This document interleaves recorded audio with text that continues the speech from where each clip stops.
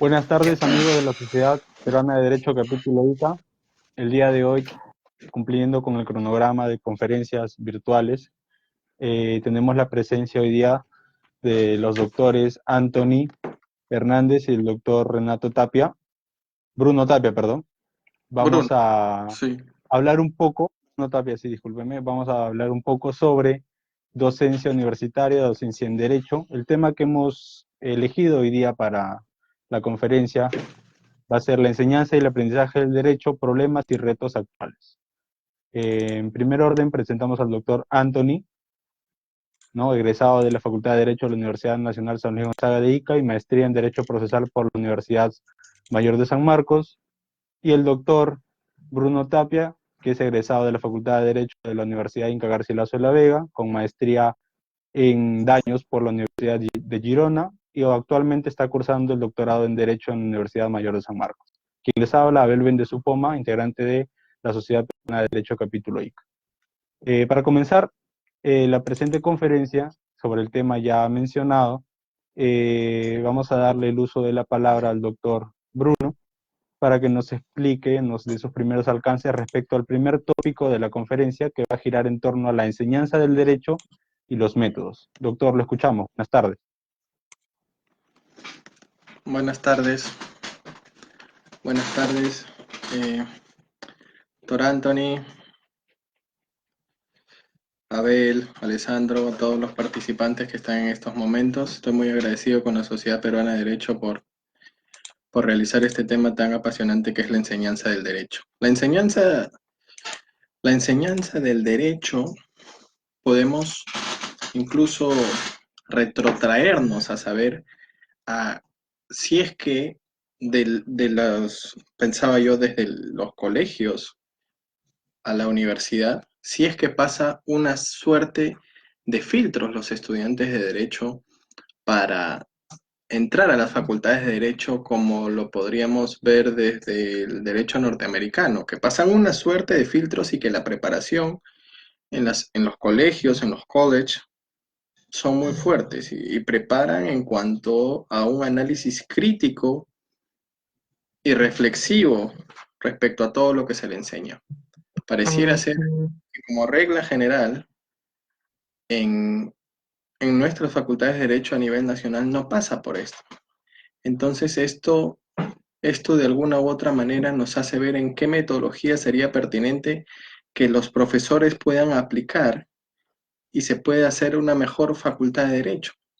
No todas las facultades de Derecho y la enseñanza de Derecho en general, no todas las facultades de Derecho cuentan con calidades altas académicas de profesores. ¿Y eso en qué medida restringe? Restringe en la medida que los estudiantes no tienen una fuente de consulta constante o permanente con diversos profesores, y esto también genera que las facultades de Derecho, mal o bien, solo estén pensados en formar abogados litigantes solo para la práctica o para estudios de abogados.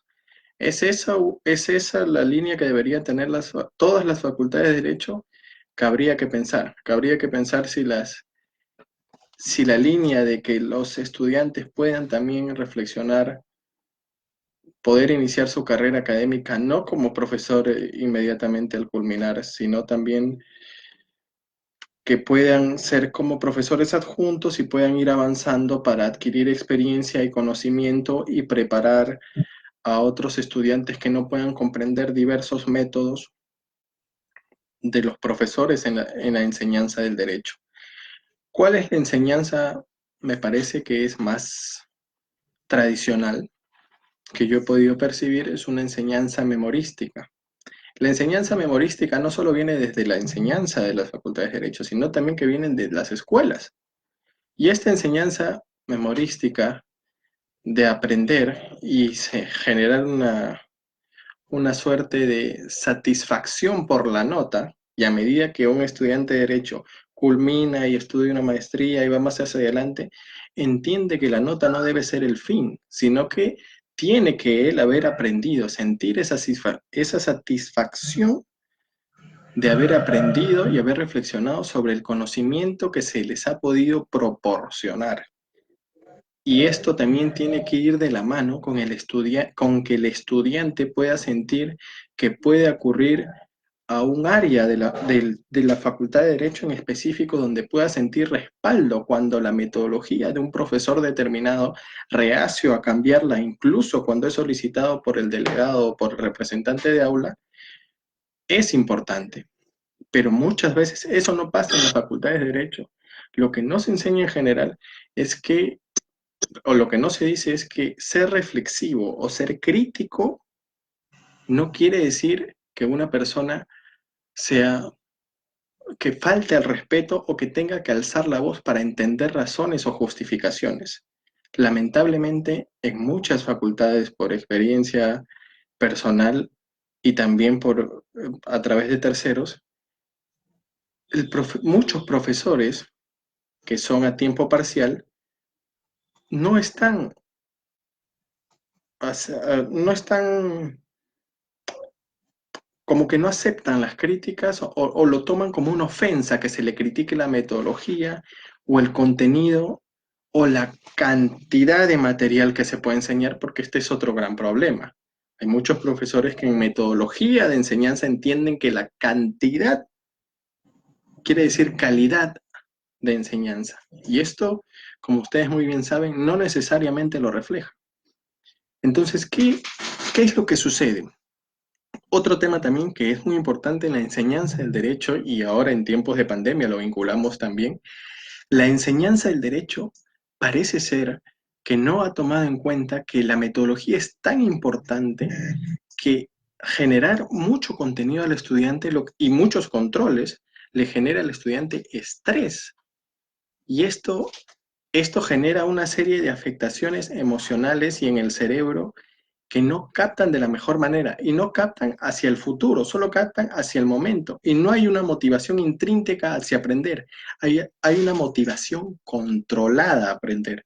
Es decir, si tú no sacas tan nota memorizándote esto, entonces no vas a pasar el curso. Me parece que esa metodología de enseñanza debería quedar desfasada.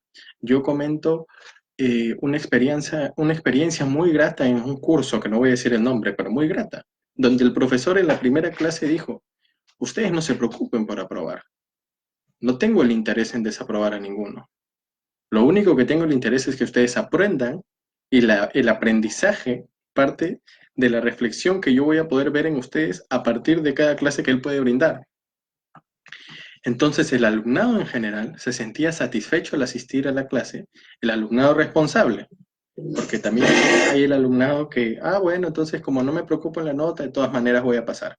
Siempre existe también, pero el alumnado responsable se preocupa por aprender fuera de clase y también en clase para generar reflexiones y un diálogo con el profesor para mejorar su conocimiento. Y es ese conocimiento el que se queda en el estudiante y lo puede aplicar en la práctica.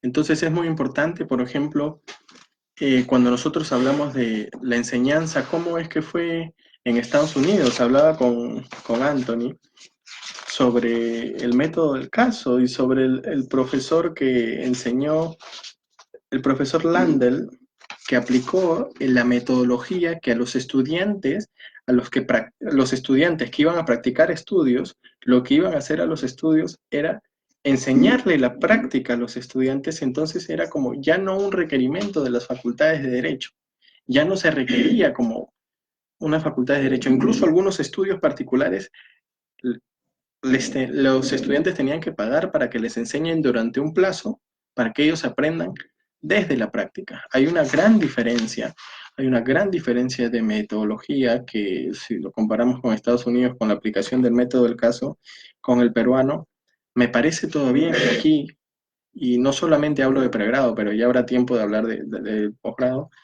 me parece que todavía seguimos pensando en que lo más importante no es aprender, sino que es la nota. Y esto desincentiva a muchos estudiantes que son muy inteligentes, porque los estudiantes que captan rápido, si entienden que no importa tu asistencia, porque en algún momento yo asistí a algunas clases que la asistencia era nota, no sé qué sentido tiene que la asistencia sea nota, pero en algunas clases era nota, el estudiante que capta rápido ni siquiera necesita ir, porque cuando un profesor dice, mi metodología es el examen parcial, el final y controles, asistiendo solo a ellos y teniendo repaso de las notas de sus compañeros a prueba, me parece que ahí ese curso en particular falla. No sé si tengo tiempo todavía, estoy bien con el tiempo. Sí, sí, doctor, sí, en ese orden de ideas, teniendo como precedente el método del caso, ¿no? Que es muy conocido en el ámbito del derecho norteamericano, cómo se aplica, quisiera saber la opinión del doctor Anthony al respecto, si es viable, podría ser aplicable a nuestro medio, doctor, ¿qué es lo que usted opina? Buenas tardes con todos, en principio con el doctor Bruno, amigo, colega de años, con Abel, integrante de la Sociedad Peruana de Derecho, y en sí, con Alessandro y todo el equipo que está detrás de esta transmisión, haciéndola factible, haciéndola viable. Mis agradecimientos para ustedes. En relación al tema del método del caso, efectivamente, ahí tiene que evaluarse, creo que, dos situaciones. Uno es la masividad de alumnos con los que se cuenta, a veces en las universidades públicas, principalmente, bueno, también algunas privadas, y bueno, en contraste con otras universidades o facultades de derecho en específico que tienen menos alumnado. Definitivamente hay una diferencia un factor allí que digamos que es una variable, mejor dicho, que influye en si el método del caso es, eh, digamos, un método el cual puede utilizar un profesor con los alumnos, teniendo en cuenta principalmente esta variable, la cantidad. En pocas palabras, el tema de la cantidad. Con lo cual estoy diciendo, no estamos en contracorriente de la educación masiva, no. Simplemente que es algo que influye. El método del caso, para mí, particularmente, igual que para Bruno, que es un método que se estudia desde hace décadas por los norteamericanos, específicamente nace en la Universidad de Harvard, es un método que definitivamente nos ayuda, pese a que nuestro sistema jurídico es el sistema del civil law y cuya fuente, digamos, primordial no es la jurisprudencia, nos ayuda definitivamente a entender cómo se aplica el derecho, más allá de los conceptos y abstracciones, lo cual sucede en similar medida con este método también parecido que es el ABP, o el aprendizaje a base de problemas, que son básicamente casos ficticios a través de los cuales se puede inducir al alumno a esta fase, digamos, del conocimiento y en sí de la evolución del conocimiento, que incluye el aprendizaje. El colega Bruno bien decía y bien apuntaba a estas, digamos, a estas metodologías arcaicas que se usan. Y yo lo que quiero decir solamente al respecto es que definitivamente el derecho que se enseña ahora no es el mismo derecho que se enseñaba hace medio siglo, ¿no? En principio por la estructura de los sistemas jurídicos, me refiero particularmente y a la forma, tanto a la forma de cómo se le elaboraba como a la forma de aplicar el derecho. Básicamente, la dación o la generatriz de los códigos a partir de la Revolución Francesa invitaban a que específicamente en el campo del derecho se aprendiera así, memorizando los códigos. ¿Qué tiene que hacer un juez? Aplicar, ¿no? La voie de la loi, como decían los franceses. Entonces, definitivamente es un método que ya está desfasado, y no solamente en el campo del derecho, porque recordemos, y tú mejor creo que Bruno, que yo, Abel, lo sabes, que en materia de educación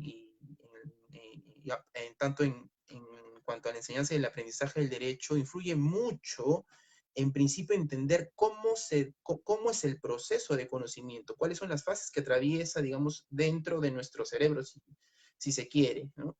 Para ello contamos con una taxonomía de Bloom, es una gráfica que ha influido mucho en la educación y que nos muestra o digamos, nos da cuenta de que lo que nosotros en principio obtenemos, por ejemplo, de la lectura o del intercambio fluido de palabras oral, o sea, por ejemplo, este conversatorio, no es más que información. En principio no es más que información. El conocimiento tiene escalas, ¿no? Entonces, desde que nosotros recibimos la información, sea cual sea el método, empezando el método memorístico, que es el que no nos gusta ya a nadie, desde allí, digamos, se va forjando el conocimiento, pero necesariamente tiene que pasar por etapas de comprensión, de aplicación, de análisis, de síntesis, y luego, en esa misma idea de Bloom, otro gran estudioso de estas ciencias metodológicas, Anderson Kraftwerk, modifica, digamos, esta estructura del conocimiento y nos da cuenta de que la última actividad o la actividad, digamos, ya más evolucionada del conocimiento es la creación. Entonces, ¿cuándo digamos que nosotros podemos crear? Cuando la información ha atravesado por todas estas fases para que se vuelva un conocimiento consistente, ¿no? El análisis, la crítica, la comprensión, la evaluación y etcétera. Entonces, yo quiero partir desde ese punto de vista, digamos, metodológico, que es que nosotros o todo digamos, las universidades, las facultades y particularmente las facultades de Derecho tienen que mirar en ese sentido, cómo es que vamos a hacer que la información que le damos al alumno sirva, cómo es que vamos a hacer que el alumno escale esas etapas de evolución del conocimiento y llegue hasta la final, que es la creación, o al menos el análisis, el sentido crítico y etcétera, ¿no? Entonces, eso se hace, me parece bien, a través del método de casos y también del aprendizaje a base de problemas. Claro, de repente una idea central respecto a lo que han expuesto ustedes, me tendría a colación de que el derecho necesita no solamente de buenos docentes, creo yo, muchas veces que ejerzan el derecho de manera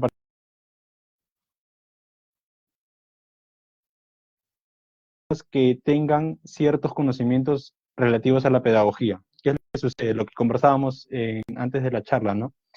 Cuando un docente tiene mucho conocimiento, sabe bastante, pero no tiene aquella metodología para poder llegar al alumno. Si no llega el conocimiento que el docente tiene con una buena metodología, con una buena iniciativa, con una buena motivación, ese conocimiento que tiene el docente no va a calar en el alumno. Entonces no lo va a incentivar. Nosotros hemos leído pues múltiples libros en los cuales los grandes pensadores y los grandes juristas hacen referencia a sus maestros, ¿no? Mi maestro tal, ¿no? Siempre el maestro influye en la decisión de ser un penalista, un civilista, un constitucionalista, ¿no? En ese orden de ideas, ¿cuánto influyen las prácticas preprofesionales en la formación del futuro abogado? Porque cuando hablamos de prácticas preprofesionales ya hablamos de prácticamente un abogado, porque es el último paso prácticamente para ser ya un abogado. Quisiera saber cuáles son las opiniones al respecto, doctor. ¿Cuánto impacta o cuán importantes son las prácticas preprofesionales para un alumno que está a punto de egresar de la Facultad de Derecho? Doctor Bruno, lo escucho. Abel, disculpa que los interrumpa. Lo que sucede es que particularmente quería aportar algo un poquito más acerca de esto, sí, doctor, de la metodología. claro, no hay problema. Algo pequeñito, Sí. nada más, e inclusive le trasladaría también mi idea a Bruno si es que quiere complementarla, ¿no? Aparte de este tema de la metodología, que lo hemos traído a colación, es algo un poco complejo de entenderlo en sí, el tema metodológico. Yo quería decir dos cosas. Uno es lo que tú has dicho, enfatizarlo. Es que eso es parte ya de una conclusión. ¿Qué es lo que hace a una universidad? Obviamente sus directivos, sus profesores y también los alumnos. En el caso de los profesores, si hablamos de los profesores, definitivamente tienen que tener una solvencia intelectual jurídica. Definitivamente, no cualquier improvisado puede meterse a enseñar una materia determinada. En eso estamos de acuerdo todos. Tiene que tener una solvencia metodológica. También estamos de acuerdo, ¿no? Tiene que manejar estos conceptos básicos de las técnicas de aprendizaje y enseñanza y aprendizaje. Y finalmente tiene que tener experiencia. Nada hacemos con conceptos y abstracciones si es que no las vemos reflejadas de alguna manera a través de la práctica, porque el derecho es una práctica social, ¿no? Hay apelo a la teoría del derecho que también influye en cómo debe enseñarse. Lo segundo que quería decir es que el derecho ya como como tal, como disciplina, como ciencia, como materia, desde el enfoque que ustedes lo quieran circunscribir a esta, digamos, a esta profesión, el derecho en general, tiene varias dimensiones. Y nuevamente para eso me remito a las teorías que no son tan nuevas, son teorías contemporáneas, sí, han surgido en este siglo, sí, la mayoría, sí, casi todas las que están influyendo ahora. Pero dan cuenta de que el derecho, como te dije hace un momento, no es solo normativismo, ¿no? Si hasta cuando murió Kelsen y hasta años después se creía que el derecho era solamente normas, pero ya la bibliografía inmensa nos ha dado cuenta que el derecho no solamente es norma, sino que es política, es moral, es ética, es economía, o sea, las dimensiones y el impacto que tiene el derecho en sí antes de llegar al aprendizaje, esta multidisciplina, si se quiere, engloba otras materias más que es necesario que estén presentes en las referencias de cada currícula universitario. Y una de ellas, particularmente, que es la que está calando, y en esto los mexicanos, los españoles, los colombianos, los argentinos concuerdan perfectamente, también por el modelo de sistema, que es otra variable. Acá de verdad vamos a hablar de varias cosas, pero solamente las vamos a mencionar y no las vamos a desarrollar. Cada ordenamiento jurídico también influye en cómo debe enseñarse el derecho.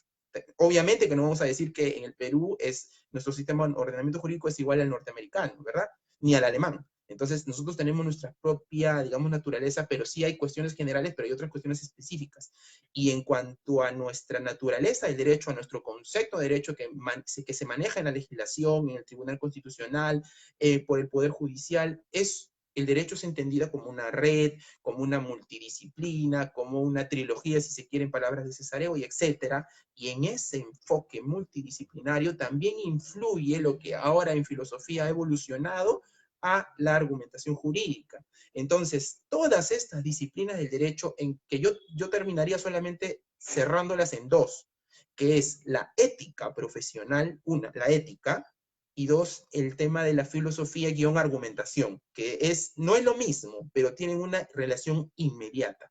Y estas dos disciplinas necesariamente, además de tener su propia, digamos, su propia materia o curso en determinado año, tienen que irradiarse de manera transversal a las otras materias. Es decir, sí, tenemos que argumentar necesariamente cuando aprendemos derechos humanos, derecho de familia, contrataciones del Estado, derecho aduanero, derecho civil, comercial, mercantil, penal, etc.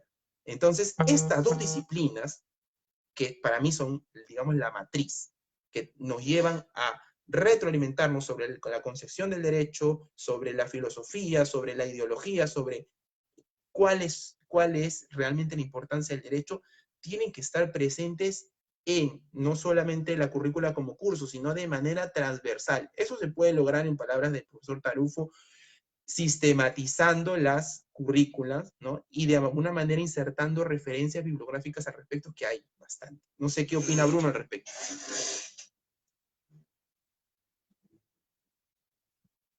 Lo escuchamos, doctor. Lo escuchamos.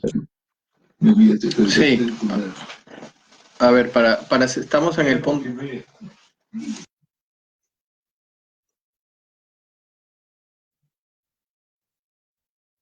Aló, se me fue la señal, un segundo. Ya, ahora sí. Bien, como bien expresado nuestro compañero, colega, amigo, doctor Anthony, Tarufo, al igual que Layer, y al igual que creo que puedo ver en las facultades que hacen estudios generales, es importante el conocimiento multidisciplinario del derecho. Es importante, por ejemplo, ellos enfatizan en que uno que estudia derecho no solo debe conocer normas, sino que también debe conocer la realidad. Hay muchos estudiantes que están tan centrados solamente en aprender lo que dicen las normas y la interpretación de las mismas, que ni siquiera se puede comentar de casos que acaban de pasar por los medios de comunicación o por los medios de prensa, porque están desligados a lo que es la realidad nacional, a lo que significa la importancia de la economía, sobre todo en estas épocas de pandemia, de historia, esta multidisciplinariedad, en responsabilidad civil, por ejemplo. El análisis económico es muy importante. La semana pasada hablamos del caso de la discoteca Thomas y hablábamos qué tan importante es el estudio de las medidas de precaución y analizar también cuando la norma habla de estándares genéricos y habla de estándares específicos. Si puede ser una exclusiva de la otra. Eso sería materia de otra cosa, pero es importante lo que dice nuestro colega Anthony, de la multidisciplinariedad. Desde el punto de vista de la filosofía, por ejemplo, muy interesante. Hay un máster de argumentación jurídica dirigido por el doctor Manuel Atienza en Alicante, que ha calado profundamente en nuestro país a través de diversos diplomados, diversos cursos que se han dado en la Academia de la Magistratura y en la forma de razonar, por otro lado, desde las asistentes jurisdiccionales, desde los que ejercen la abogacía desde estudios y también desde la judicatura. Y para complementar, desde la filosofía, lo que se viene desarrollando ahora, de aquí a unos años ya, que se habla de la filosofía del derecho privado. La filosofía del derecho privado, muy importante calar. Por ejemplo, algo que no nos habíamos puesto a pensar, y Papayanis, el profesor Papayanis, argentino, profesor de la Universidad de Girona, preguntaba, cuando nosotros hablamos, por ejemplo, de responsabilidad civil, y entendido responsabilidad civil solo en el ámbito extracontractual, o para no decir derecho de daños, que es la nomenclatura que se usa en España, es, ok, en responsabilidad extracontractual nosotros pensamos, aquel que causa un daño a otro está obligado a indemnizarlo. Aquel que por dolo culpa causa un daño a otro está obligado a indemnizarlo. El descargo corresponde a su autor, artículo 1969 de nuestro Código Civil. Y solo se hizo una pregunta, Papayanis en su libro El derecho privado como cuestión pública. ¿Por qué tiene que hacer eso? Y acá, ¿a dónde nos vamos? A los fundamentos, a que los estudiantes analicen, internalicen la justificación de la existencia de la responsabilidad civil desde un marco filosófico, pero el marco filosófico no entendido como lo decía en la serie Sapere Laude de la segunda parte de Merlí, que decía que la filosofía es una carrera que no tiene salida, no entendida de esa forma. Entendida la filosofía como una forma de encontrar el sentido y la justificación de por qué se encuentra en esa institución.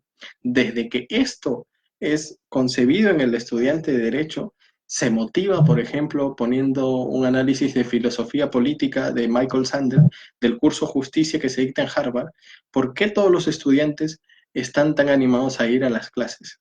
Porque han entendido el sentido y la importancia de razonar a partir de casos que puede ponerte el caso 1 desde el punto de vista de la filosofía y pareciera que la respuesta es muy evidente, pero el caso 2 hace que tu respuesta evidente se voltee en un giro de 180 grados que no pensabas.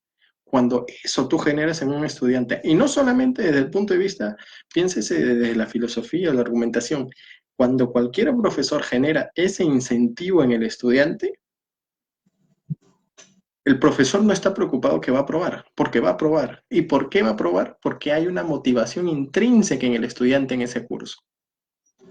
Pero cuando hay, por ejemplo, una motivación forzada, si es que no estudias estos controles, si es que no apruebas esto y todo es tan estructurado que el alumno no tiene ese sentir, ¿por qué hay un apasionamiento por los estudiantes con lo que dicen los maestros? Porque no solo te enseñan lecciones jurídicas, sino que también te enseñan lecciones que te sirven para la vida y eso es muy importante. Otro punto a tocar en la enseñanza del derecho y a debatir, y quizás sea materia de otro conversatorio acá en la Sociedad Peruana de Derecho, por ejemplo, es si es que los controles deben avisarse o no deben avisarse en la enseñanza del derecho. ¿Cómo esto mejora o no mejora un curso? Cuando hay profesores que de pronto te indican que hay un control, de pronto. ¿Esto qué genera? Desde el estudio del análisis psicológico, ¿qué genera en los estudiantes? O hay otra perspectiva que dice, si es que eso está en el sílabus, yo ya no le tengo que decir al estudiante si el día 5 de septiembre va a haber control o no. Pero esa incertidumbre genera ansiedad en el estudiante. Pero la perspectiva que defiende que si ya está establecido el cronograma y puede o no que tome, es que la vida misma en la profesión, el ejercicio de la profesión privada, no te está preparando lo que te puede venir a un estudio de abogado. Esta es una perspectiva también a tomar en cuenta. Eh, Teniendo un poquito se me quedó la idea eso de la idea de no avisar un control de lectura. El que habla en la facultad en la que estaba, en el aula en el que estaba, discutía con un profesor que, bueno, es un excelente docente, y yo le decía, ¿no? Los exámenes escritos, el examen escrito, ese examen que viene para poner tu nombre, la fecha y en el que te entregan una nota con el círculo y con rojo si es desaprobado, no sirven, le digo. ¿Cómo no sirve? Me decía él, ¿no? El típico docente que tiene 30 años enseñando y se ganó el galón de principal y no le puedes decir nada, ¿no? Es ese típico docente. Yo le digo, no sirve, porque el alumno simplemente estudia para aprobar ese examen. Solamente estudia para aprobar ese examen. Yo le aseguro, le decía, que usted toma las mismas preguntas al revés a la hora de que haya terminado el examen, ninguno lo aprueba. Porque lo han internalizado, lo han memorizado, lo han aprendido de esa manera para el examen. Yo le decía yo, ¿por qué no hacer algo bien práctico? Tome el examen en base a una sustentación oral. Que cada examen sea sustentado oralmente. Preguntas que sean, el tema que sea, la pregunta que sea. Ahí se va a ver si el alumno leyó, si el alumno estudió, si el alumno investigó, ¿no? Un punto que también de repente podríamos tocarlo ya dado el tiempo que se está extendiendo es la importancia de la investigación y las ponencias de los estudiantes. Se investiga realmente, se promueve la investigación en las universidades, se promueven las ponencias estudiantiles porque de una investigación genera una ponencia, de una investigación genera una participación en un concurso, en una conferencia, ¿verdad? Se incentiva como debe ser, doctor Anthony. ¿Qué debería de hacerse para que los alumnos que de repente nos están escuchando encuentren esa vena, ese bichito de la investigación, ¿no? Que los va a llevar, digamos, a un camino superior? A ver, es complicado, sí, realmente es complicado con digamos, el diseño educativo que ya tenemos en la Facultad de Derecho. Cómo incentivar la investigación. ¿Sabe por qué es complicado? Empezando, yo diría, ya lo dije hace un momento, la universidad la hacen obviamente los directivos, los profesores y también los alumnos. Pero vamos a ver, en principio, ¿quiénes son nuestros guías? ¿No? Yo apelaría a los profesores. Entonces, los profesores, obviamente, en conjunto con los directivos, tienen que elaborar estrategias de enseñanza y aprendizaje que inviten y fomenten a la investigación. Pero en principio, y antes de eso, hacer respetar, digamos, los estándares mínimos de evaluación, que es que si voy a pedir una monografía, y ahí podemos ser un poco, digamos, exigentes, si se quiere, no digamos, tiranos, pero sí exigentes, en el sentido de que si vamos a hacerle que el alumno haga una monografía, empezamos fallando cuando le pedimos 25 o 30 hojas, porque eso, o sea, una buena monografía, un buen ensayo, un buen artículo, que tenga más que 3 hojas, pero bien articuladas, con buena redacción, buen uso de conectores lógicos, pero principalmente con el adecuado uso de la metodología, eso no se pide. Entonces, empezamos fallando ya en sí, como tú lo has dicho, el chip que tienen ahora los profesores, que en principio yo diría no existe vocación en cuanto a la enseñanza. No existe vocación, ¿no? ¿Cómo podríamos motivar? Ya lo dije, a la investigación. Comenzando por pedirles a los alumnos en base digamos, a la conjugación de las otras técnicas de las cuales ya se ha hablado, el método de casos, el aprendizaje a base de problemas, pero en mérito a eso pedirles síntesis a los alumnos de determinado tema, no los controles de lectura, o sea, pedir síntesis, pedir investigaciones que respondan a las pautas metodológicas, pero que sean mínimas. Yo pediría al alumno de repente 2 páginas, pero bien escritas, que no sea un copia y pega de lo que está en internet, que ese es lo que más se hace ahora, ¿no? Con Bruno, tanto Bruno como yo, cuando hacíamos la maestría, éramos muy, digamos, cuidadosos de esto, y tan es así que los trabajos que hacíamos en la maestría nos han servido para publicarlos como artículos en revistas que tienen cierto prestigio, bueno, al menos en el Perú. Y era porque lo hacíamos con verdadera dedicación, nos demorábamos, sí, pero nos dedicamos. Lógicamente hay una línea de pulido, de mejoramiento, ¿no? De experiencia que uno va atravesando, pero en principio el alumno debe respetar los estándares mínimos de metodología para redactar, y los profesores no deben ser tan exigentes al momento de pedir. Cuando yo pido una monografía de 30 hojas, por ejemplo, para evaluarla como cualquier tipo de control que se me ocurre, yo ya estoy asumiendo que me van a poner o me van a dar un trabajo de copy pega. Es un hecho, porque el alumno muchas veces no tiene el tiempo suficiente para realizar ese trabajo de semana a semana o digamos de mes a mes. No se puede, y más aún teniendo en cuenta las realidades de los estudiantes, de muchos estudiantes de universidades públicas y privadas que trabajan. Esa es otra variable que también, bueno, no viene al caso, pero influye mucho. Entonces nosotros tenemos que darle las herramientas para que el alumno eh, eh, eh, digamos, investigue, específicamente tu pregunta, investigue, pero de la manera más sencilla, más sensata, más prudente, más reducida, y que me dé un buen trabajo, que me dé al menos una opinión pequeña, como te digo, de 2 hojas, de repente ya no llega ni ensayo, una pequeña crónica, pero que sea su propio sentir, y que esto pase por un filtro, por muchos filtros de evaluación, empezando de la redacción, lo primero, ¿no? Y hasta llegar al tema metodológico. Para yo aprender cómo citar, no tengo que leer más de 7 páginas nada más que nos dan en las revistas indexadas para publicar, Bruno lo sabe. No tengo que leer más de 7 páginas, no tengo que meterme, tal vez, si quiero profundizar un poco más, seguramente, pero el profesor no bastaría con explicarles cómo funcionan las reglas APA, por ejemplo, citados básicos al alumno, no pedirle citados rebuscados o citas más elaboradas, de repente solamente pedirle 3 tipos de citas nada más al alumno, y con eso es suficiente. Yo creo que partiendo de allí se promovería un poco más este tema de la investigación.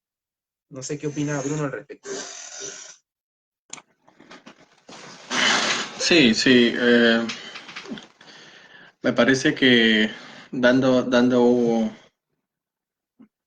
3 líneas para no dejar en el aire a Bel sobre las prácticas preprofesionales, me parece que para seguir luego con lo del doctor Anthony, me parece que no hay un control estricto, no hay una conexión por parte de las facultades de Derecho con las prácticas, cómo se realizan, en qué condiciones se encuentra el estudiante realizando las prácticas, qué cosas le hacen hacer al estudiante cuando realiza las prácticas, y sobre todo, cómo entiende y cómo asimila el estudiante las prácticas. Esto es muy importante. ¿Por qué? Porque el estudiante, si entiende que la práctica lo hace ser como casi ya un abogado, lo que genera es que pueda perder interés en mucho conocimiento relevante en, en la facultad en sí. ¿Y esto qué quiere decir? Por ejemplo, algún colega que yo conversé, y a otro amigo que también tuve, él llevó prácticas, me parece que el segundo año. Y cuando llevan las prácticas muy temprano, en ese momento, lo que generaba era desinterés en cuestiones teóricas que luego te sirven para reflexionar e interpretar de mejor manera. Ya no perdí interés. Se cerraba de una forma cuadrática en que eso no interesaba en la práctica, en que eso no importaba, pero a la hora de justificar, y eso hacía que tenga poco interés en muchas clases, pero a la hora de justificar, no tenía muchos argumentos. Por otro lado, hemos visto ahora hace poco en las noticias, de que a un estudiante se le ha maltratado con calificativos peyorativos. Y hay también blogs sobre las cosas que le hacen hacer en los estudiantes, y esto también es lamentable. Entonces las prácticas preprofesionales deben generar un incentivo de respeto por la profesión, pero que las facultades también tengan, si es que, y el Ministerio de Justicia también tendría que estar involucrado de alguna forma a controlar que las facultades estén reportando mensualmente cómo controlan o qué comunicación tienen con sus estudiantes sobre las prácticas que estos realizan. Eso es muy importante. Y que el estudiante entienda que las prácticas son un requisito, pero hay algunos que ya conteniendo estas prácticas, incluso las prácticas pueden volver a que le den un contrato de trabajo, hace que ya tenga muy poco interés en cuestiones que a futuro, quizás en ese momento no lo vea porque la práctica lo ve de una forma diferente, pero a futuro entienda lo importante de concentrarse en teorías y cuestiones dogmáticas que son muy importantes para, no para alucinar, no para pensar más allá, sino para interpretar, argumentar y reflexionar de una mejor manera. Ahora bien, sobre lo que decía, eso en cuanto a las prácticas preprofesionales. En cuanto a lo que decía el doctor Anthony y lo que comentaba Sabel sobre la investigación, ¿sabes lo que ha pasado? Es que aquí estamos bueno, ahora poco a poco se está en menor medida, pero todavía tenemos un problema muy grande. Es que no se está muy acepto a las críticas y a las críticas constructivas. Pareciera ser que un artículo o una conferencia para un profesor ya de renombre él ha generado certeza y la certeza absoluta no existe. Eso no existe, la certeza absoluta existe en un grado alto de certeza que algo ocurrió, pero la certeza absoluta como tal, absoluta, nunca la vamos a alcanzar. Por eso es interesante, por ejemplo, desde el punto de vista del razonamiento probatorio, el análisis que hace es de las altas probabilidades, de acuerdo a los estándares, que algo haya ocurrido. Entonces, eso es muy importante. La investigación de los profesores, no se le puede exigir todavía a un estudiante, como muy bien mencionaba Anthony, un artículo, un artículo para una revista indexada de carácter internacional o algo muy profundo, porque el estudiante está aprendiendo. Entonces, ¿qué pasa con la investigación? En primer lugar, no todas las facultades de Derecho, o la gran mayoría de facultades de Derecho, no tienen profesores a tiempo completo. Y como no tienen profesores a tiempo completo, la investigación no tiene mucha preocupación, no tiene mucha preocupación en los profesores. En los profesores que son a tiempo completo, no es que si quieren investigan, no, eso no es una facultad del profesor, es una obligación del profesor que es a tiempo completo investigar, generar artículos académicos y someterlos a debate, someterlos a crítica, publicar libros y que estos libros sean sometidos. Y esta es una práctica que debe ser practicada, aunque quizás nos afecte mucho. ¿Cuál es la práctica que hacer antes de publicar un artículo, antes de publicar un libro? Todo ello se tiene que pasar a otros profesores de la especialidad para que ellos puedan someter, para que ellos puedan ver y puedan darnos críticas. Nosotros vemos en libros, por ejemplo, de derecho comparado, que cuando se escribe, abajo en la nota al pie, se dice, agradezco al profesor tal, por haberme hecho llegar sus apreciaciones al borrador del presente trabajo. Y eso no necesariamente quiere decir que sus apreciaciones hagan cambiar tu parecer, pero al menos tienes la humildad necesaria para someter a crítica un artículo que tú estás pensando sobre una determinada línea de investigación y sobre un tema en específico. ¿Y quiénes someten a crítica? No piensen que estoy hablando de un profesor que acaba de ingresar a la facultad. Estamos hablando de personas que ya son doctoras en Derecho y que tienen libros consagrados y ellos someten a crítica. Entonces, esta es una humildad que en la investigación, y también depende de las limitaciones que puedan tener las facultades de Derecho en cuanto en cuanto a poder consultar material bibliográfico, no se le puede pedir a un profesor que investigue mucho, si es que la facultad se esmera por hacer a tiempo completo, si la biblioteca no tiene los recursos necesarios. No solamente se debe pensar en que el profesor tiene que buscar sus propios recursos, sino que la universidad también tiene que brindar esto. Yo pensaba, por ejemplo, en un mundo ideal,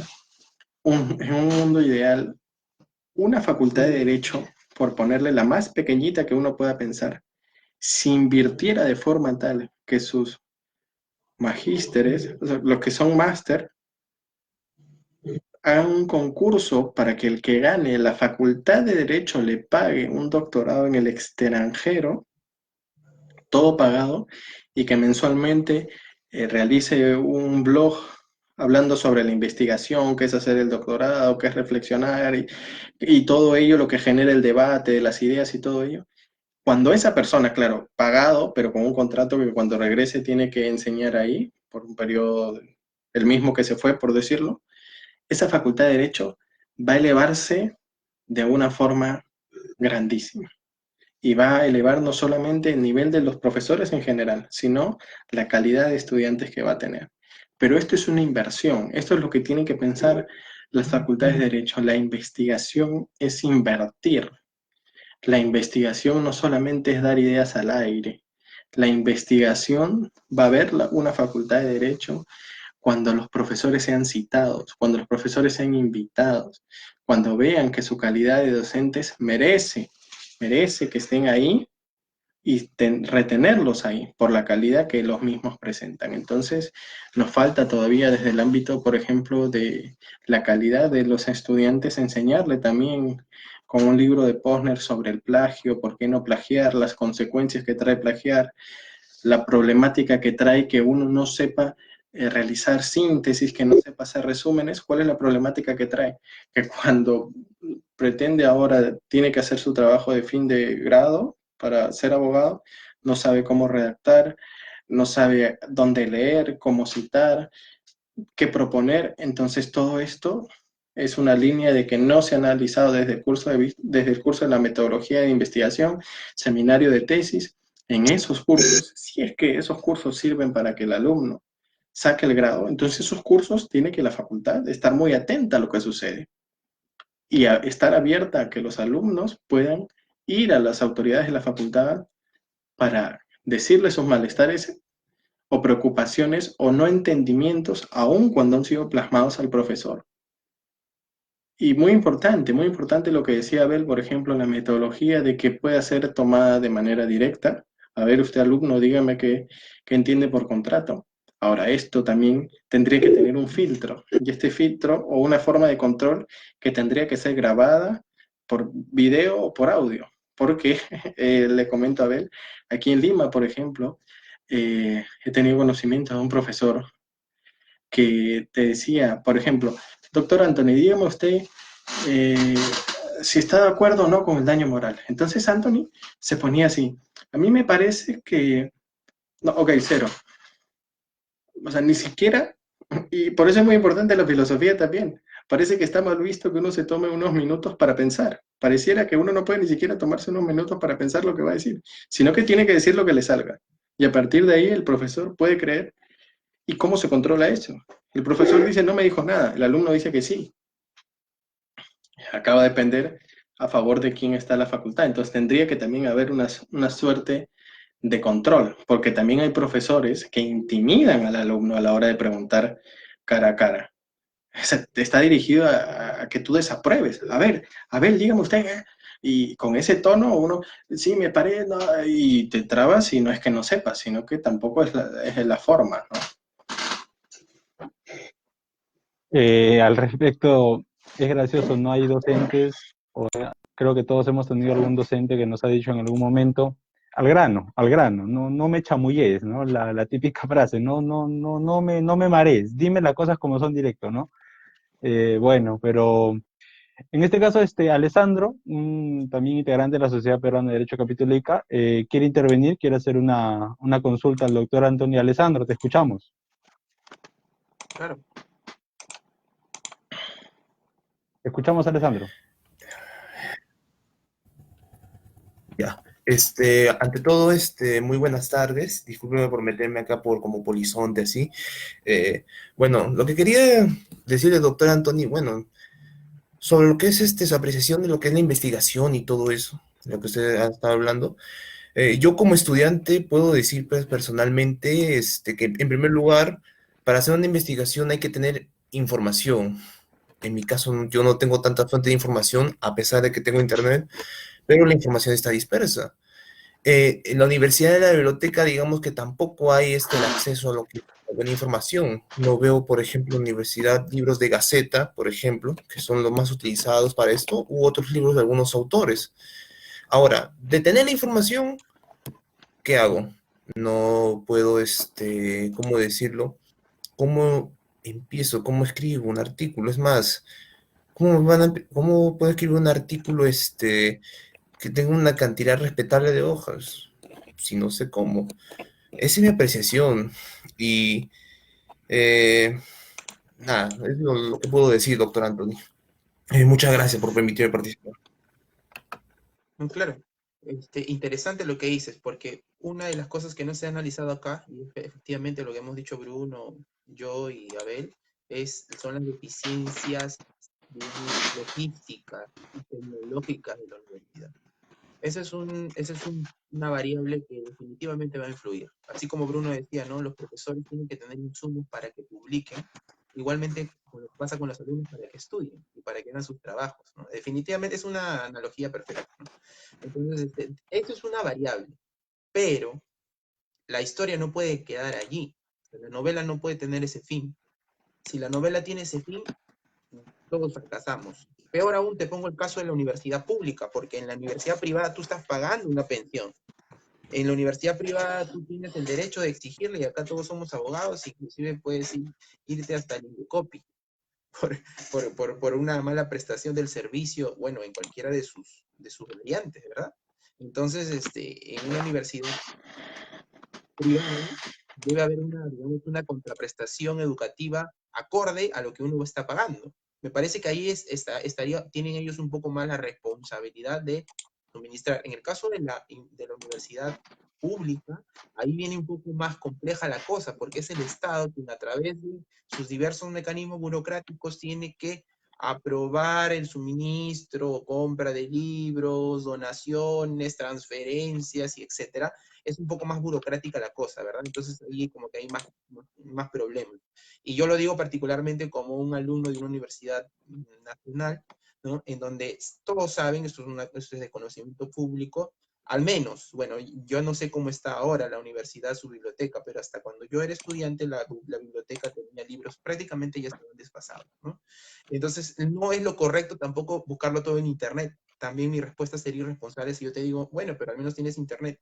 No, creo que acá también todos ingeniamos y concordamos en que inclusive la información de los libros físicos es más valiosa. Pero yo lo digo no porque sea físico, sino porque muchas veces todos los libros físicos que realmente nos sirven no están digitalizados en PDF, por ejemplo, ¿no?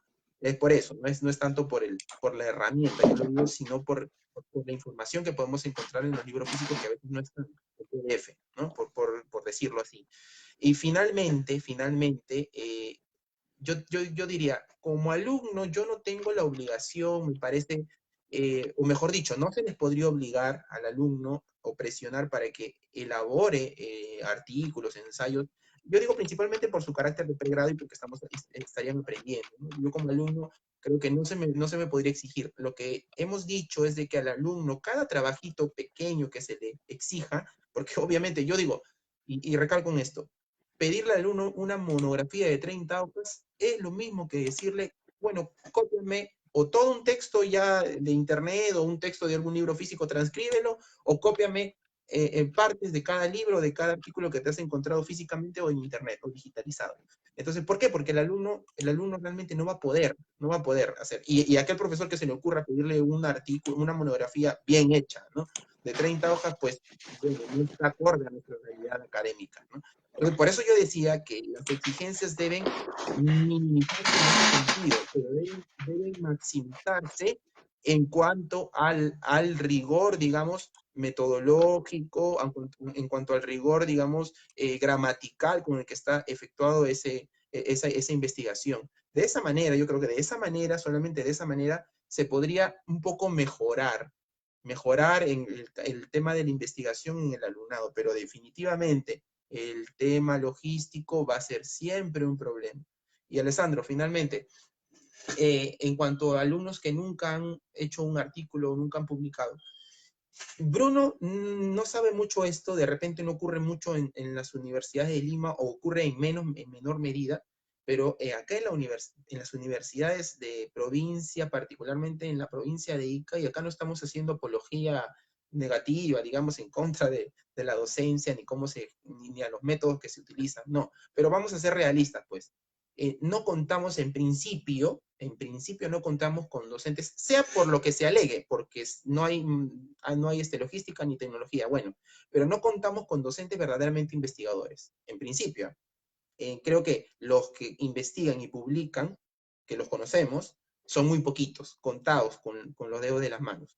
Entonces, bajo esa misma perspectiva moral, no se le puede exigir al alumno que sea mejor que incluso que el profesor, que pues no tiene los insumos intelectuales y metodológicos para hacer bien su trabajo, ¿no? Entonces, en principio, como dije, ¿no? Uno de los componentes de esta, digamos, de esta amalgama de directiva, profesores y alumnos está fallando, o dos de repente, ¿no? La directiva y también los profesores.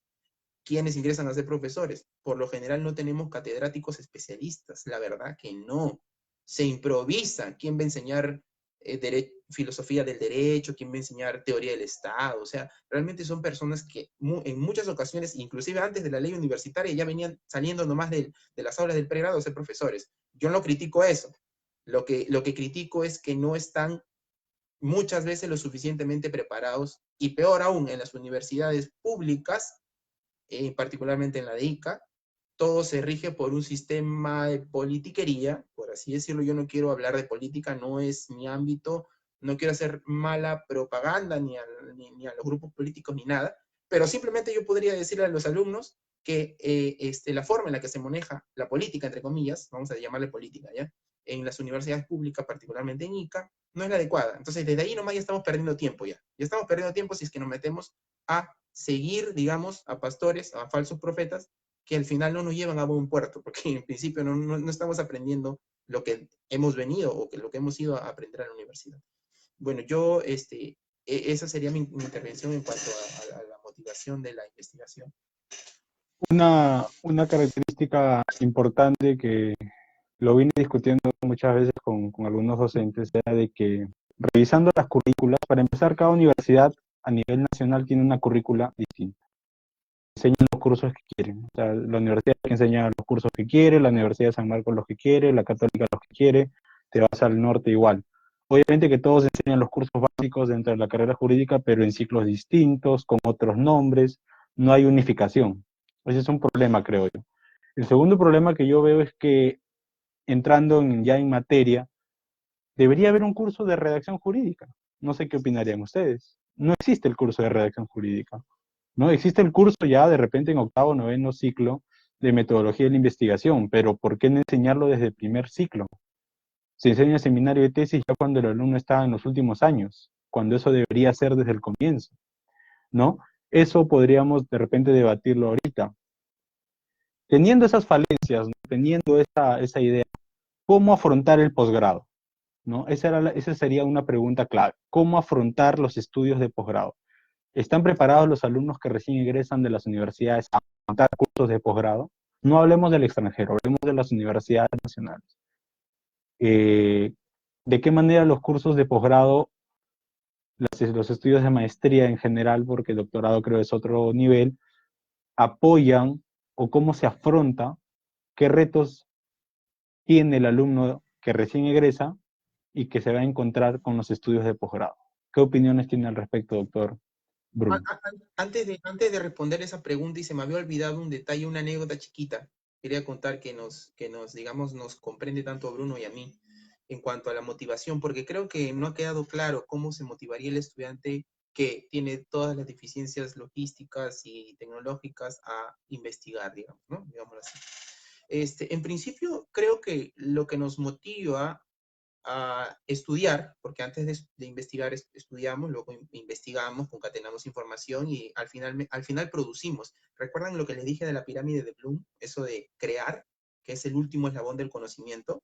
Entonces, definitivamente, escribir un artículo, Alessandro, no te sientas frustrado, ¿eh? Pero eso es, digamos, el último peldaño de la escala del conocimiento, al menos en este ámbito y también en el derecho, ¿no? Entonces, crear un artículo, y es una creación, es como componer una melodía musical, como generar, pues, cualquier tipo, una obra artesanal, no lo sé. Creo que estamos de acuerdo en eso. O sea, al final el abogado crea, y crea no solamente artículos de investigación, crea demandas, crea sentencias, crea contratos, etcétera, ¿no? Ese es ya, digamos, digamos, es el último eslabón digamos, de la pirámide, pero en el ámbito académico, obviamente es un artículo, o sea, no nos frustremos, pero ¿cómo introducirnos? Yo diría, ¿cómo motivarnos a introducirnos en ese ámbito de investigar? Bueno, en principio, encontrando el área que más nos gusta, nos apasiona, nos interesa, como yo sé que ha ocurrido con todos los acá presentes, acá algunos de derecho civil, otros de derecho penal. Leer, obviamente, leer ayuda mucho. Vivimos en una cultura o en una formación de abogados, sobre todo de abogados, yo diría de todos los profesionales, pero de abogados en donde todos sabemos que en el Perú la comprensión de lectura es bien baja. Y en el caso de los abogados, vemos a diario que abogados no leen. Entonces, allí ya, en principio, ya quebramos uno de los mandamientos del profesor uruguayo Couture, ¿no? Entonces, si no estudiamos, pues no, al final no podemos hablar de nada, ¿no? En principio, leyendo, vamos a ir tanto de la parte metodológica, asistiéndonos de alguien que nos apoye un poquito en eso, puede ser un profesor, puede ser un amigo, pero principalmente suministrándonos de toda la información sobre la materia que más nos gusta. La especialización ya se va notando desde el pregrado, no siempre, pero por lo general sí. Yo, por ejemplo, puedo ver a Abel que mucho está en este campo penal, estudiando jurisprudencia, leyendo doctrina. Efectivamente, ¿a dónde le va a llevar ese ámbito? ¿A dónde le va a llevar ese camino? No es otro que a la investigación y finalmente a la producción bibliográfica. No hay otro camino allí. ¿Ya? Puede ser que luego en ese camino se encuentre con el ejercicio profesional, por ejemplo, de empezando la carrera de fiscal o la carrera judicial o la abogacía, la litigación o la labor parlamentaria de repente, no lo sé por dónde se va inclinando, pero al final no le va a llevar otro camino que a producir de una u otra manera ciencia jurídica, si se quiere, si vale el término. En el caso de Bruno y yo, por ejemplo, les comento una anécdota que Bruno me va a permitir contar. Cuando nosotros estábamos en pregrado, yo estaba en sexto año ya haciendo la CECIGRA, y Bruno estaba hablando ya del tema de prácticas preprofesionales, ¿no? Bueno, ese es un tema que ya yo no he tocado, Bruno lo ha tocado, y Bruno estaba, creo que ya también egresando de la universidad, y ambos nos presentamos a un concurso de ponencias estudiantiles, y ambos presentamos una pequeña investigación, lógicamente con unas deficiencias propias por nuestro carácter noveles digamos, en esta materia, pero ya nos íbamos perfilando por la investigación, digamos. Nadie nació siendo experto, nadie nació sabiendo todo, pero ya nos íbamos perfilando. Yo leo el artículo que escribí, el pequeño ensayo que escribí de 15 hojas, creo que me parece, y definitivamente pues no responde a las exigencias que ahora tengo, ¿no? Y de que de acá a 10 años de repente serán mayores. Pero de alguna manera ya nos íbamos, digamos, introduciendo. ¿Qué les quiero decir con esto? Que la motivación también nace en la decisión, digamos, en que tomemos la decisión de adentrarnos y sin miedo, ¿no? Presentamos el artículo, lo sustentamos y gratamente en el año 2014, si más no me estoy equivocando, tanto Bruno, su pequeña tesis de Bruno, su pequeño ensayo de Bruno como el mío, calaron, digamos, en el jurado y ambos nos dieron el primer lugar. Así nos hicimos amigos. Y si empatamos en primer lugar, Bruno y yo. Luego nos conocimos en el posgrado, cuando fuimos a hacer la maestría en Derecho Procesal en San Marcos, y definitivamente allí nos dimos cuenta que el tema de la investigación era lo que nos interesaba. Muchos entraban a la maestría por diversos motivos. En el caso de nosotros, aparte de otros motivos, era la necesidad de investigar. La investigación no se aprende completamente o no se concluye en el pregrado. Eso sí, no quiero que los estudiantes se frustren o piensen de que porque salen de pregrado y no saben investigar ya están, digamos, frustrados en cuanto a ese camino. No, pero claro, debemos de ir empezando por ahí, por motivarnos, por, como les les digo, aprendiendo lo mínimo de metodología, retroalimentándonos, que es importante la retroalimentación, y finalmente decidiéndonos pues a finalmente, cuando ya hayamos leído lo suficiente, a empezar a escribir. Finalmente, un investigador, propiamente llamado investigador, cuando termina la maestría y sustenta la tesis, recién allí se consolida como un investigador, valga la redundancia. ¿Por qué? Porque en la universidad, cuando nosotros estamos llevando los cursos de pregrado, no somos expertos. Ni siquiera estudiando todo el curso a carta cabal, por así decirlo, nos vamos a volver expertos. Nos falta mucho todavía para eso. Entonces, lo único que hacemos es irnos adentrando para que luego, en el posgrado, con las técnicas más adecuadas, congratulemos, digamos, esta esfera de investigadores. Pero no nos hace, digamos, investigadores publicar un artículo, ¿no? Porque eso realmente es parte realmente del procedimiento. Lo que nos hace investigadores es ir congratulando, ir cerrando los círculos en cuanto al conocimiento jurídico y en cuanto al conocimiento metodológico. Ahí me puede dar la razón Bruno.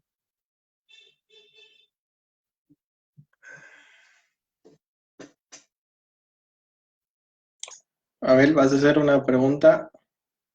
Creo que Abel se refería al tema del posgrado, Bruno, que yo ya lo he tocado ya Sí, el posgrado, ¿qué pasa? Que el posgrado me parece que, entendido solo a nivel de maestría, como dice Abel, ¿no? Lo que pasa es que es como una suerte de no encaminar hacia un solo camino, ¿no? Porque se dice que la maestría es una especialización y muchos que nosotros hemos podido escuchar con Anthony es para una mejor oportunidad laboral. Muchos, no todos, pero muchos hacen la maestría por una mejor oportunidad laboral, por una ya quizás propuesta o con posibilidad a futuro de una mejor oportunidad laboral. Y esto cuando uno termina la maestría y va al doctorado, es como que eso no va, esa especialización no está pensado en eso, sino que ahora tienes que estar centrado más en el ámbito metodológico, más en el ámbito de la investigación. Entonces muchos que van a la maestría para debatir sobre ideas, sobre normas y sobre todo ello, y sobre cómo contribuir mejores a la práctica, cuando pasan al doctorado podría ser como una suerte de, como que no estoy en el mismo camino, como que no consolido esto, no es como que yo veo que en la maestría es como una suerte de camino a que profundices, porque en la estructura de las maestrías hay la metodología, el seminario y todo ello. Pero ¿qué pasa en las maestrías? Yo creo que el principal problema de la investigación ahí es el siguiente. Esto que uno hace, la metodología, el seminario y todo ello, una vez que tú egresas, ¿qué puede pasar? Que la facultad no tenía ninguna comunicación, ninguna visión sobre tu trabajo y uno termina y puedes presentarte quizás hasta replantear más del 50% de tu trabajo final de maestría. Entonces aquí eso hace que, por ejemplo, en problemas de maestría sea que muchos sean los que tienen estudios concluidos. Muchos de los que tienen maestría no son maestrías que son, aquí en el Perú al menos, no son maestrías que son becados. Entonces quiere decir que tienen que pagar esa maestría a la vez que trabajan y posiblemente a la vez que tienen una familia. Entonces, todo esto lo que genera es que el tiempo cada vez se va haciendo más corto. Hay muchas maestrías que cuestan muchísimo dinero acá en el Perú, pero te exigen una cantidad de lectura muy alta. Entonces, la pregunta es, ¿en qué momento? Si tienes la carga laboral, tienes la carga familiar, muchos se quedan en eso. Y esto de que la gente pueda pensar más allá de aprobar el curso y de la importancia de la investigación, no viene, lamentablemente, porque no hay un profesor que incentive y reflexione a partir de por qué es tan importante que uno se preocupe muchísimo por lo que va a presentar al final, sino más bien que sea preocupado, por ejemplo, una metodología muy tradicional en la maestría, muy tradicional, que nos ha pasado con Anthony es que los alumnos tienen que realizar la exposición y a partir de ahí el profesor genera una ciertas apreciaciones. Pero ¿qué pasa? Esto, si es que el profesor no genera la metodología activa, de una participación activa, los otros estudiantes cuando ya expusieron, o sea, uno ya expuso, ya no importa, ya las demás clases ya miras tu celular o lo que fuere y no estás preocupado, no estás preocupado por el curso en sí, dices, bueno, ya expuse y ya no tengo participación. En cambio, cuando el alumno sabe que el profesor puede preguntar por cómo se llama, por qué expuso su compañero, qué le parece, alguna crítica, una reflexión, eso genera un incentivo a que el otro alumno, pero eso es lo que pasa, o sea, genera que el otro alumno mejore su trabajo si es que está haciendo un artículo para el curso o porque cuando ahora uno hace una maestría tienes que haber publicado un artículo sobre tu tema, al igual del doctorado, que pueda mejorar su trabajo. Pero ¿qué pasa? Esta apreciación muchas veces piensa que lo hace de mala forma, de mala gana. Entonces uno no lo recepciona de buena forma, sino que genera una cierta de antipatía. Entonces, esto es un problema en la maestría y sobre todo también, no voy a decir el nombre, pero Anthony sabe que hay una metodología, hay profesores que saben mucho, pero la metodología es tan mala que lo único que importa es aprender. Lo único que importa es aprobar el curso y ya está. ¿Y qué pasa? ¿Qué pasa ahí? ¿Por qué sucede esto? Porque no hay coordinadores. O sea, la falta de coordinadores en las maestrías, al igual que en pregrado, en cualquier lugar, hace que el alumno no sienta el respaldo de la institución como tal ante un problema, ante una incomodidad, un malestar con la metodología o con la forma de que enseña el profesor. Por ejemplo, hay cuando uno ya pasa el ciclo, hay como lo que se dice que tú puedas evaluar de manera anónima a un profesor. Y hay algunos profesores que te dicen, no, nosotros igual sabemos quién ha dicho qué cosa. Entonces, ¿qué pasa aquí? ¿No? Entonces el alumno siente como una suerte de timidez de poner lo que efectivamente piensa, porque primero, no hay un coordinador y segundo, a falta de coordinador, solo puede recurrir al profesor y el profesor dice que sí tiene forma de enterarse qué opinaste de cómo enseña él y posiblemente se la pueda coger contigo.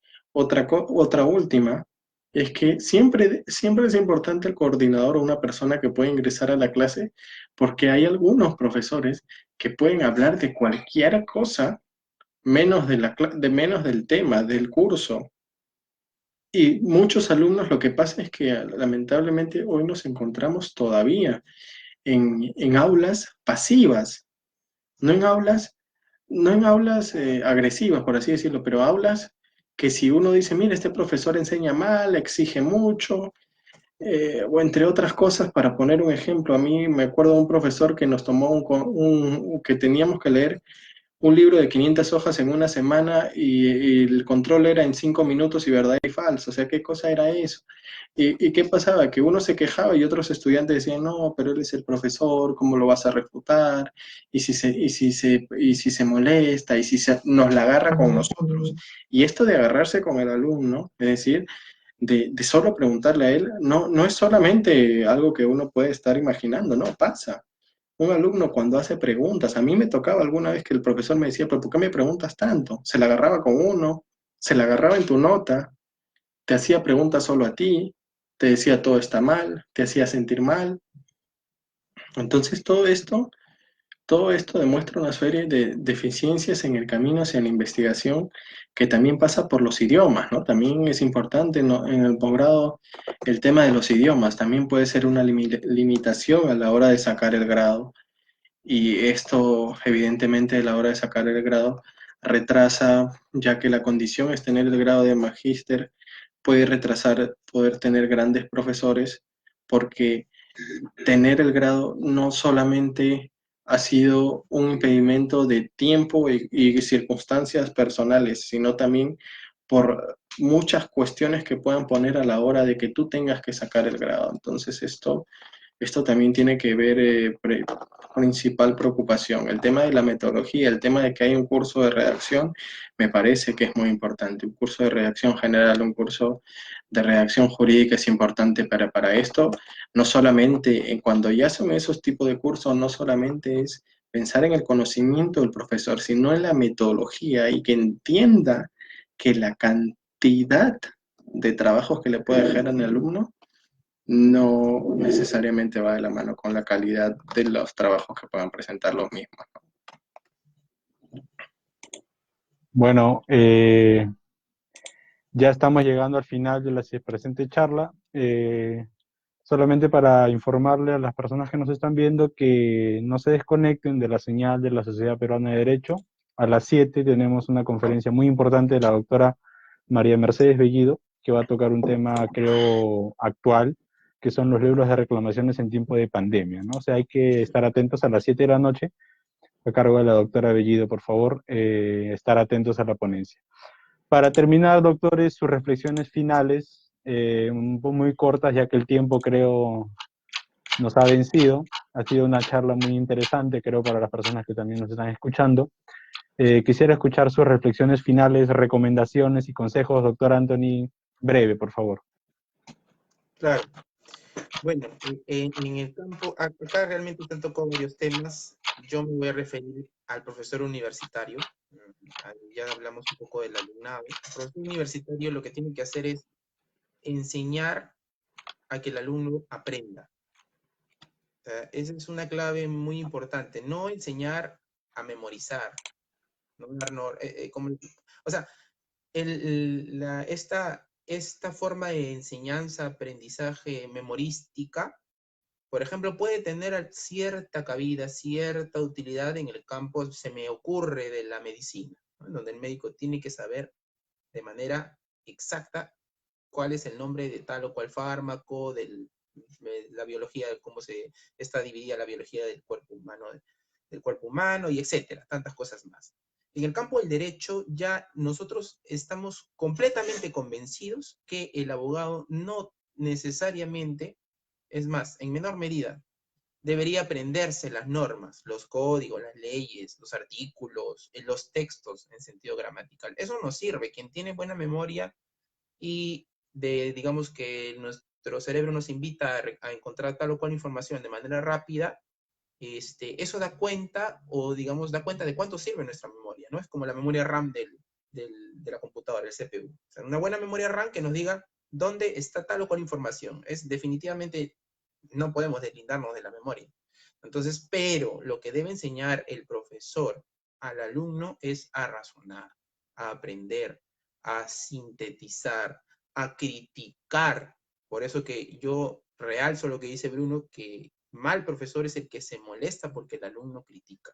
Ahora, es cierto que a veces hay alumnos que son necios, hay alumnos en pregrado que creen saberlo todo y critican al profesor de una manera imprudente. Eso tampoco es avalado, lógicamente. De manera lógica, eso no es porque el profesor sepa más, es una falacia una falacia de autoridad. No, no necesariamente. Pero sí hay que atender a los argumentos, a las razones, digamos, al razonamiento, valga la redundancia, que se efectúe sobre tal o cual tema que se está en debate, ¿no? Entonces, todo ese conjunto de cosas, ¿no?, que forma parte de la evolución del conocimiento recurriendo a la taxonomía de Bloom, al final lo va a llevar al alumno a que pueda aprender, ¿no?, a que pueda crear, a que él por sí mismo, a partir solamente de una clase o de un conjunto de clases predeterminadas, el alumno ya pueda, digamos, salir libremente a caminar. De repente no va a correr, pero va a caminar solo, sin que los tengan que llevar de la mano. Que muchas veces no pasa que ni siquiera el alumno, cuando sale del pregrado, sale caminando. Yo veo muchos inválidos, intelectualmente hablando, ¿eh? Y ahí sí quiero ser un poco crudo. Entonces, ya ahí también, si bien es cierto, hay una responsabilidad del profesor, pero también creo que en mayor medida la responsabilidad es nuestra. Mi casa de estudios, definitivamente, y eso sí lo puedo decir nuevamente siendo realista y no sin ningún tipo digamos, de mala actitud o de desprecio, que no me ha dado todos los insumos de la información jurídica que yo necesito. Es más, nunca pisé la biblioteca de mi facultad, por ejemplo. Es algo que yo puedo decir. Nunca la pisé. Y no porque no la necesitara, sino porque no me daba lo que yo quería, lo que yo buscaba. Eso en principio. O sea, la responsabilidad también está en el alumno. La retroalimentación.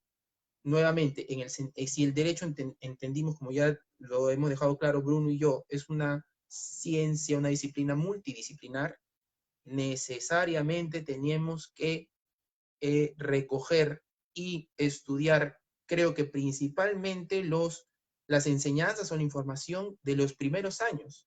Historia del derecho, historia de las ideas políticas, teoría general del derecho, teoría general del proceso, filosofía del derecho, ¿no? Entonces, todo eso va a influir, al menos en mi carrera, en mi campo profesional.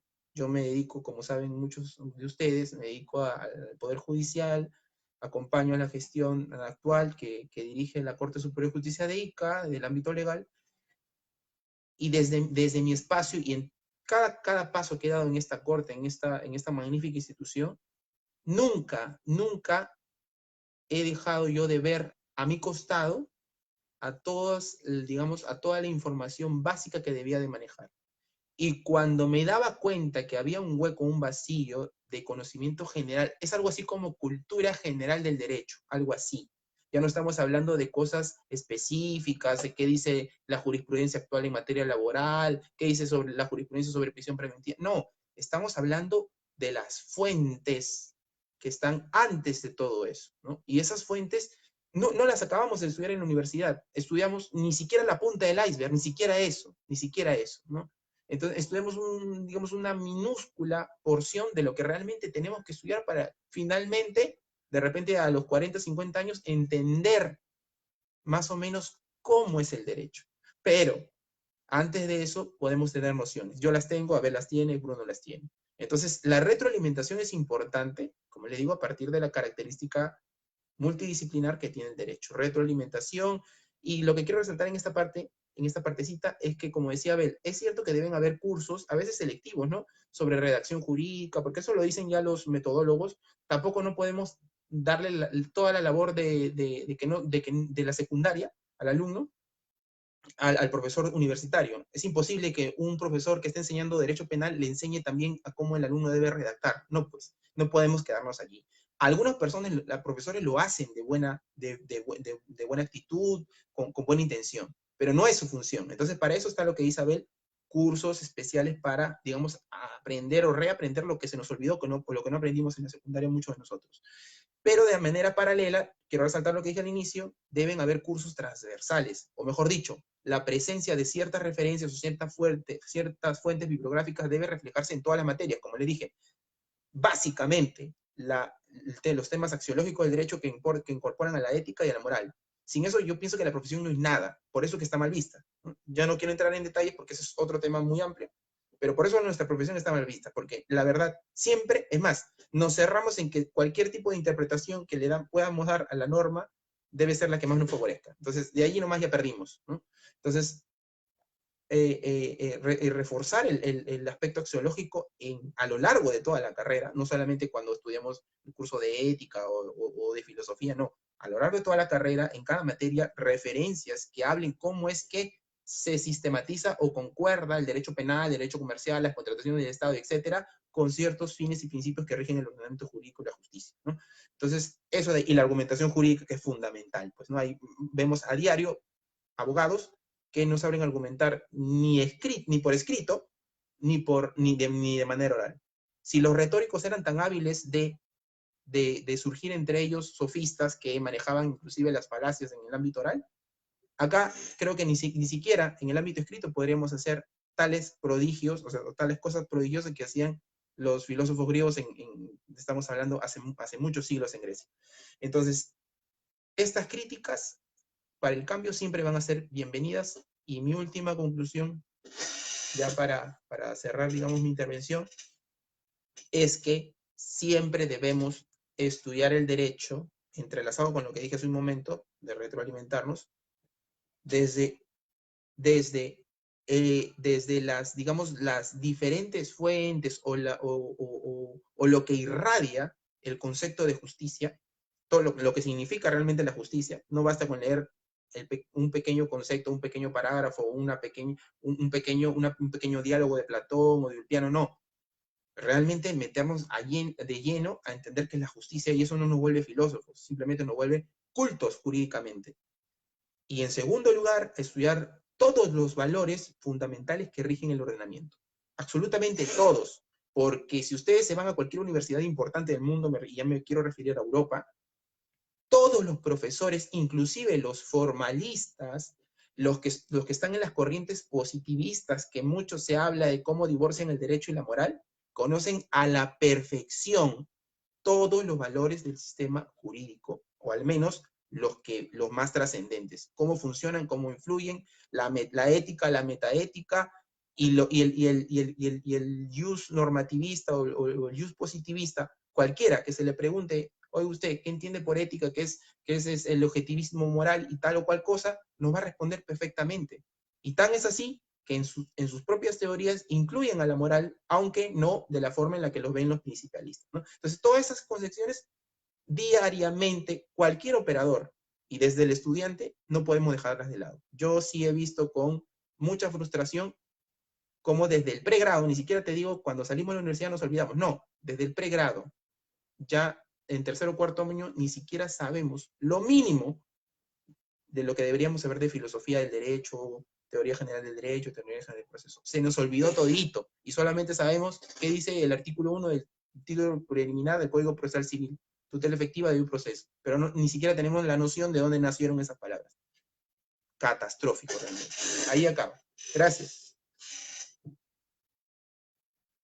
Doctor Bruno, sus palabras finales, por favor, para terminar. Sí, agradecer a la Sociedad Peruana de Derecho, capítulo ICA, por el presente conversatorio, agradecer al Anthony, Abel, por estar aquí el día de tu cumpleaños. Reitero mis saludos por su cumpleaños, Abel, por quitarte unos minutitos de tu tiempo, Alessandro, por estar aquí, por organizar, y doy unas conclusiones breves. Partimos valga la redundancia, partimos del inicio. El ingreso a la universidad no tiene por qué aterrar a los que ingresan, si es que alguno que va a ingresar escucha esta charla y decir, wow, después de todo eso mejor no estudio nada y hago lo de la vida porque son muchos problemas y no quiero problemas. No, es un gran paso en la vida de las personas, es muy importante contribuir desde el lado de la justicia, desde el lado de los auxiliares jurisdiccionales, desde el lado de la judicatura, desde el lado de los estudios, desde el lado de la investigación, pero al ingresar no debemos confiarnos en que tenemos muchas habilidades y aprendemos rápidos o que ya probamos un curso, sino que ir paso a paso y generarnos una motivación intrínseca para cada curso, aprenderlo de la mejor manera y reflexionar, porque a partir de la reflexión nos quedan grandes conocimientos. La enseñanza del derecho es cambiante. Ahora estamos en una realidad de pandemia que nos genera metodologías quizás no antes vistas o no pensadas, que ha cambiado toda la forma de ser. Incluso nos cuestionamos si es que los alumnos se están viendo en estos momentos o no, solo nos escuchan, ¿no? Porque un profesor también se esfuerza, ahora por Meet o otras, o Facebook o lo que fuere, pero hay muchos que están haciendo 3 o 5 cosas a la vez, entonces centrarnos solamente en la clase para que puedan aprender de mejor manera con gráficos o otras cosas que el profesor puede mostrar. Va a depender del hábil profesor cambiar una estructura o metodología que tenía en un inicio para atraer al estudiante que siga llevando este curso y generándole insumos básicos en estos momentos, porque ahora hay muchas limitaciones en cuanto a formas de adquirir materiales, libros, otras cosas, pero incentivando siempre a que estén en la clase. La investigación debe ser una función que la universidad, cada universidad, la facultad de Derecho, cada facultad de Derecho en lo que nos concierne, debe tomarlo de manera muy en serio en cuanto a los profesores y en cuanto a los estudiantes. En cuanto a los profesores, que si hay cursos en el exterior, si es que el profesor entra a estudiar en el exterior o lo que fuere, que las universidades puedan apoyar porque confían en sus profesores que estos van a adquirirlo de mejor manera y a futuro es una inversión para que esa facultad se enriquezca y tenga profesores a tiempo completo. Desde el punto de vista de los estudiantes, que pueda apoyarlo desde las ponencias estudiantiles, puede que viajen a provincia, aquí a provincia y todo ello, y que les den un incentivo para que puedan tener su alojamiento, lo mínimo indispensable, pero que se vaya viendo que el estudiante pueda ver que la línea académica es una posibilidad futuro que puede tener y ha visto un respaldo de la universidad. Muchas facultades de Derecho quieren tener su escuela de profesores que hayan egresado de esa facultad, pero sin estos incentivos, lamentablemente, lo único que genera es que salgan y trabajen en cualquier cosa, pero apoyar a la universidad en cuanto a dictado de clases, de ninguna forma estar pensando en eso. Entonces, el profesor también debe serlo por vocación y no obligación. Sabemos, Anthony, Abel, que muchos dictan para enriquecer el currículum y no como una vocación. Entonces, el enriquecimiento del currículum lo que genera muchas veces es que ni siquiera revisan los trabajos de los estudiantes o la calificación va por el peso del trabajo, la magnitud del trabajo, que quizás no tiene mucho contenido. Las ponencias estudiantiles son muy importantes. Hay congresos internacionales de diversas ramas y esto genera las ponencias estudiantiles para que los trabajos puedan ser perfeccionados desde las críticas hechas por el jurado, pero que la universidad también se involucre con sus estudiantes. Esto genera mejor vinculación y empatía con la universidad, pero también ven los estudiantes que la investigación no es solamente un conversatorio o algo que está en el Olimpo, sino que también puede ser viable. Con eso acabo mis consideraciones. Agradecer a cada uno de ustedes. Abel, Bruno, yo solamente quería en toda la jornada, Bruno y yo no hemos discutido absolutamente de nada, estamos en todo acuerdo. Pero solamente yo quiero poner una cuestión en desacuerdo. A quien no le guste mucho estudiar o no le guste mucho leer, sí tenga miedo. Yo sí, ahí sí, Bruno, discúlpame, toma, ahí sí discrepo contigo. Tiene que tener miedo. Es más, los estudiantes, y eso lo dijo el profesor Carbonell en una conferencia, que no les guste leer, que no les guste estudiar, porque hay que estudiar mucho, demasiado, realmente, es infinito, no se acaba. No vamos a acabar nunca estudiar. Que no les guste estudiar, están a tiempo de retirarse. No es desmotivador eso, simplemente es realista. ¿Ya? Al que le guste, a esa persona que le guste, que realmente le guste, pero que siente que de repente no tiene las condiciones suficientes, no, esa persona no está en apuros, lo único que necesita es un poquito de perseverancia y empeño. Pero al que no le guste, sí, mejor retírese porque no va a hacer daño, no va a hacer mucho daño a la carrera. Y termino con esta frase, nuevamente contradiciendo lo de Bruno. Efectivamente, yo creo que, y esta es una frase conocida, los ignorantes son más felices, ¿no? Los que vamos, digamos, adquiriendo un poquito de conocimiento, un poquito, porque lo que nosotros sabemos es muy poquito, cada vez tenemos más preocupaciones. Nos crece más la cabeza, a mí me crece más la cabeza, creo. Pero, en ese sentido, sí, pues, el que es, digamos, el que mientras más conscientes somos de que ignoramos más cosas, nos preocupamos más, somos más infelices. Entonces, si quieren realmente ser exitosos en el ámbito jurídico académico, y esto lo digo retóricamente, una expresión retórica, pero bienvenidos al mundo de los infelices. Gracias. No, hay que responder, ¿no? Tengo que responder, no, hay que responder. Mira lo que pasa. 2 minutos, lo que pasa porque ya nos cortan. Sí, sí. Nos cortan. No, dame un minuto. Lo que pasa es que tendrían que preocuparse si tuviéramos un sistema de admisiones para ingresar y para sacar a los estudiantes. Pero hay muchas facultades que no hay ninguna evaluación para admitir y si jalas más de 10 veces, sigues ahí. Entonces, lamentablemente, esos son los que salen, ¿no? Entonces, es el ideal. El ideal es que se preocupen todos, que todos sean preocupados y que la clase sea más amena, pero lamentablemente las reglas y los procedimientos que hay hoy en día hacen que un grupo reducido en algunas facultades grandes No tenga ningún interés por leer ni nada, solo por aprobar y tener una metodología memorística que tristemente hace que a futuro el país lo vea reflejado en sus prácticas, ¿no? Por eso más desaliéntalos. No, mantengo lo hablado y retiro lo dicho, ¿no? Agradecemos la participación del doctor Anthony, Gracias. ha sido muy valioso, y el doctor Bruno. Para cerrar, le agradecemos a todos por haber estado. Creo que nos hemos extendido demasiado el tiempo que se nos había pauteado. Quedan muchos temas, doctores, quedan muchos temas para discutir, para comentar, para conversar, y terminar con una frase, ¿no? El alumno más peligroso es el que no estudia. Ese es el más peligroso. A ese alumno hay que tenerle miedo. A ese alumno hay que tenerle miedo, porque el que estudia no es dañino, pero el que no estudia, pero aprueba y termina y se gradúa y está en la foto de la promoción, ese es el más peligroso para la sociedad, ¿no? Ese es un mensaje que podríamos terminar dando para todos ustedes. A nombre de Alessandro, la Sociedad Peruana de Derecho de Capítulo ICA, les agradecemos mucho por su participación, y espero y creo que va a ser una de tantas. Ya con el doctor Bruno es la segunda.